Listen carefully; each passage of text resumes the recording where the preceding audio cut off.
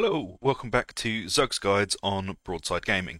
And if you've liked my guide so far, please like, subscribe, ring that little bell for notifications. It really does help out the channel, and it gives me far more incentive to make more guides for you guys. So today we're going to be having a look at the other build I play on the Shade, and this one is far more aggressive and a lot more difficult to use, in my opinion. So this build is the dual dagger build. So with this style, you'll mostly want to be roaming around the outside of packs, nipping in and killing elites and stuff that are threatening to the team. You're not a frontliner on this at all, as you'll see with some of the stat weights I'm going to show you. So, but first of all, we'll have a look at the talents. So for this, we're going for Kane's Thirst. Melee killing blows restore temporary health based on the health of the slain enemies. This is really synergizes really well with this build because you will be targeting elites mostly and helping out with hordes and stuff, when necessary. Cruelty, which is the same as the other build, increases critical strike damage bonus by 50%. You're stacking a lot of crit damage in this build, so this is going to be really nice and just help you to delete those elites. Assassin, deal 20% more damage to staggered enemies. Each hit against a staggered enemy adds another count of stagger. Headshots and critical hits instead inflict 40% bonus damage. Again, same as the other build. This is amazing and synergizes massively well with what you're doing. Vanish, killing an enemy with a backstep grants 3 seconds to stealth. So it's the same as the other build. And again, it's fucking amazing because you kill something and then you book it the hell out there. Because as you'll see in a minute, we're running no block cost reduction on this build and only slightly increased stamina. So you are paper thin, but you will be kicking out a lot of damage. Basically, this is the epitome of a glass cannon build, which leads us on to the next one. Critical hits increase movement speed by 20% for 5 seconds. Movement speed is going to be your friend in this because you want to do your damage and then get the fuck out of there. You do not want to be hanging around. And then Cloak of Pain, hitting an enemy while under the effect of Infiltrate does not break stealth. Second attack doesn't grant the damage bonus though, and it can only trigger once.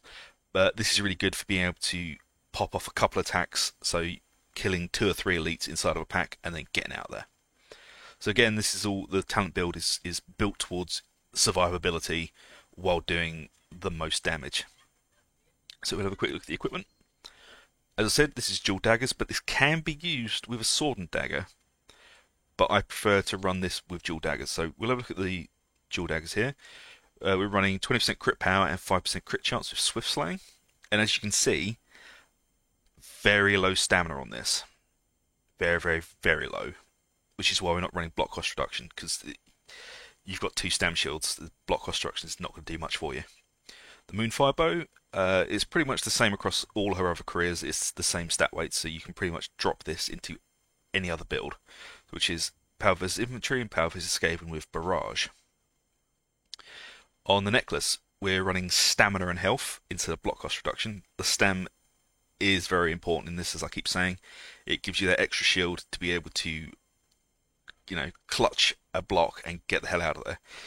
You do not want to be standing there fighting things toe to toe, blocking and parrying and all that sort of thing. This is the block here is to keep you alive for that one hit you've been too close for. And Boon of Shalier, because Bark Skin is not effective. You on Cataclysm, you will die even taking a hit. So Boon of Shalier just increases the effectiveness of healing on you, just to get you away from that insta kill threshold. So the charm, you're running again crit power and attack speed, and we're using Decanter. I find I'm torn with this. I like to use Concoction quite a lot because it synergizes massively well with Carillion Shade builds. Concoction, so you get speed, strength, and comp. But Decanter is really good, so if you have to chug a pot, you can basically zip around and delete an entire patrol. If you're playing at your zenith. And then the trinket is curse resistance and crit. Again, this is my legend one. I only really do Cataclysm with a specific group, and if I'm playing on my own, I'll do legend and just sort of play around. But if you were going to, if you wanted the Cataclysm one, it is. Let me just dig it out of my notes. It is crit power and no, that is the charm. It is crit chance and stam recovery with shrapnel. So if you wanted to use it on Cataclysm, which reiterate that, it is crit chance and stam recovery with shrapnel on it. So I was saying that this is a dual dagger build, but it can be used with a sword and dagger, and that would be this one. So crit power and crit chance with swift slaying, and you would just change over your necklace to a block cost reduction one. So it would be health and block cost reduction with Boon of Shallya. So yeah, it's a really nice build. It is quite dangerous to play if you're not used to it. I would always suggest using using the first build that I have to get used to the Shade. It is more of a frontline heavy hitter, and it's got a lot more wiggle room for mistakes. But this, as you can see, you've only got 3 stam shields, but you are incredibly fast. And we'll just have a quick look at the potential. So, of course, Storm Vermin, sneak, sneak, sneak, pop stealth, and boom. That thing is fucked.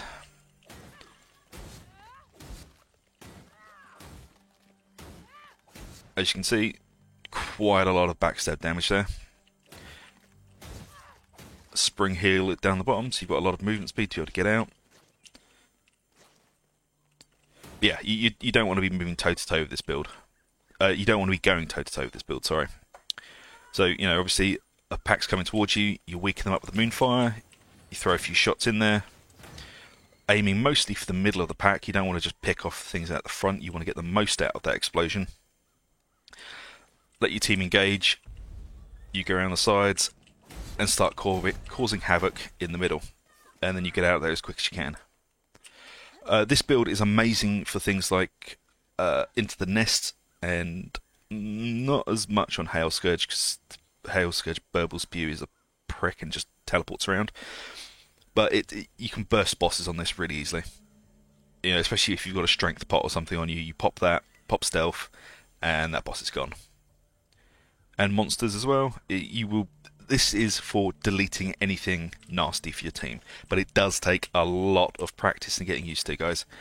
This is not something I would suggest just going, oh, my first time on the Shade, I'm going to use this, because you will spend a lot of the time looking at the floor.